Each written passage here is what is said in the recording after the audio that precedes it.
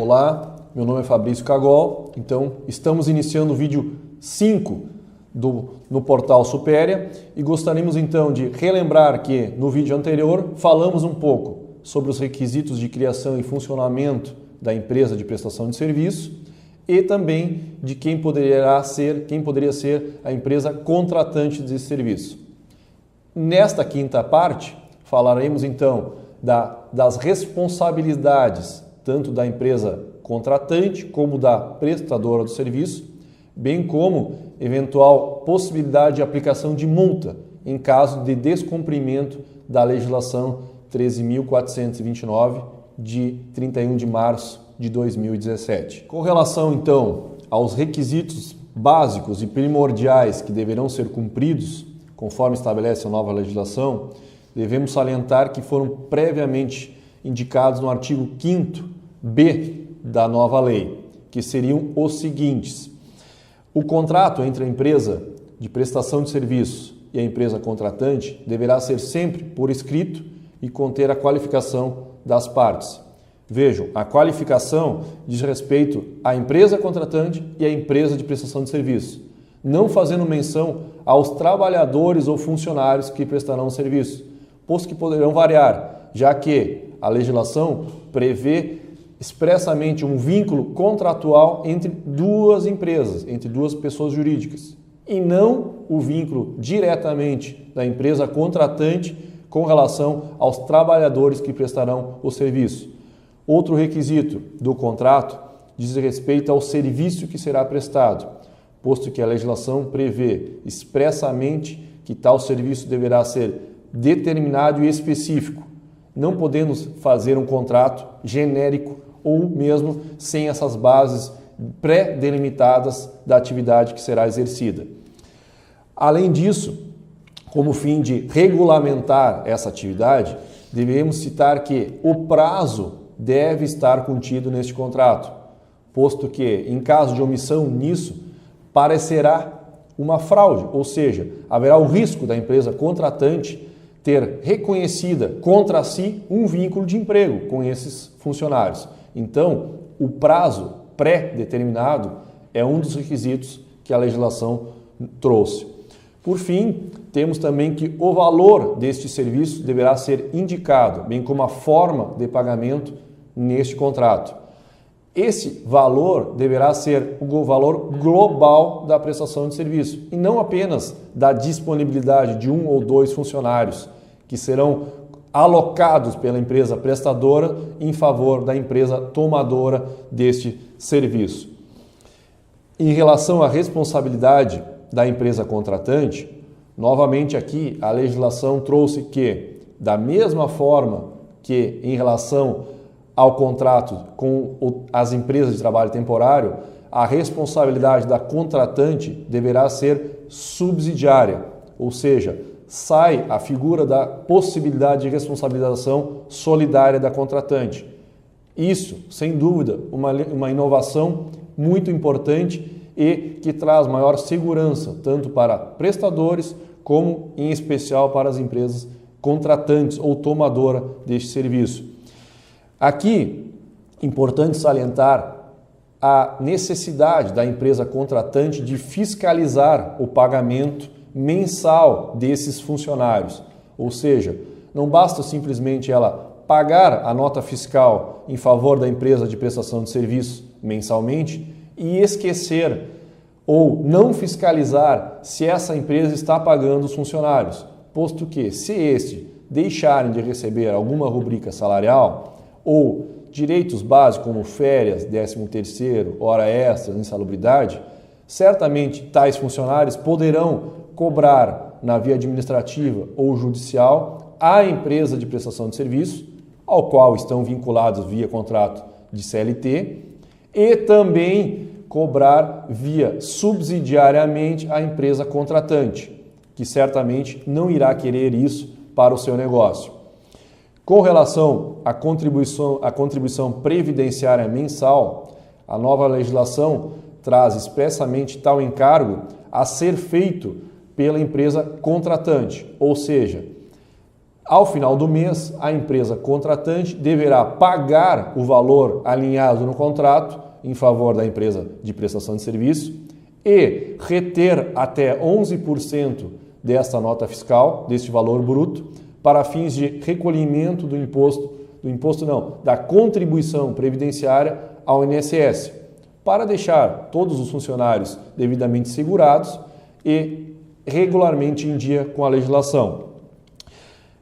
A nova lei, então, remete essa responsabilidade pela contribuição mensal previdenciária ao contratante nos moldes que estão previstos no artigo 31 da Lei 8.212 de 91.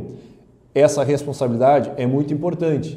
e, neste cenário, a empresa contratante deverá se organizar para cumprir o requisito, sob pena de poder vir a ser responsabilizada por tal omissão. Com relação à eventual penalidade ou aplicação de multa em relação às empresas de prestação de serviço ou empresas contratantes, a nova legislação deixou claro no artigo 19A que qualquer infração a essa legislação que foi publicada em 31 de março, a Lei 13.429 de 2017, qualquer infração aos dispositivos ou requisitos expressamente ali indicados, sujeitará as empresas contratantes ou empresas que farão a prestação de serviço ou a empresa de trabalho temporário à aplicação de multas. Essas multas certamente serão verificadas ou esse procedimento será verificado por auditores fiscais do Ministério do Trabalho e seguirá o rito previamente já estabelecido na CLT nos artigos 626 a 642. Essas autuações, fiscalizações e eventualmente aplicação de multas poderá ocorrer por parte dos fiscais do Ministério do Trabalho ou até mesmo por parte da fiscalização do Ministério Público do Trabalho. Tais multas variam, claro, com base na gravidade da infração cometida pelas empresas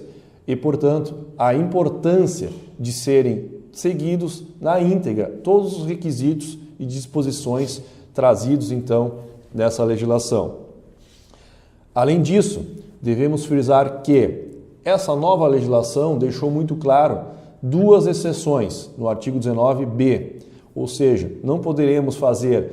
contratos de trabalho temporário ou contratação de prestação de serviço em relação a duas atividades bem específicas, cuja legislação fez questão de excluir, tendo em vista que há legislação especial já em vigor tratando da matéria, que diz respeito a empresas de vigilância e a empresas que fazem transporte de valores. Claro, sobretudo pelo risco, certamente tais atividades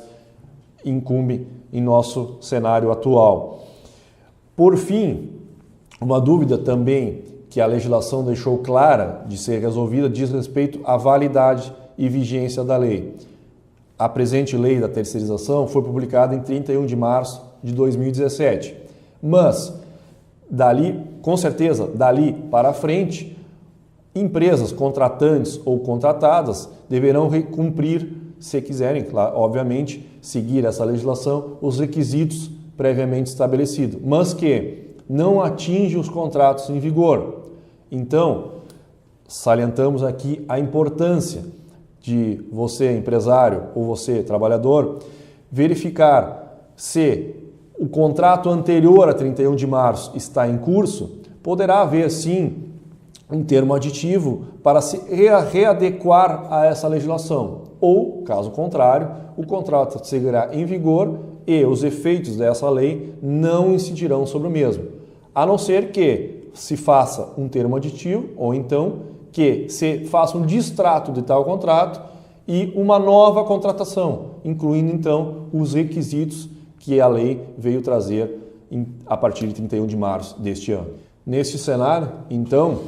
gostaríamos então de ressaltar a importância da novidade trazida por essa nova legislação e dizer que certamente trará grandes benefícios para o cenário laboral do país, posto que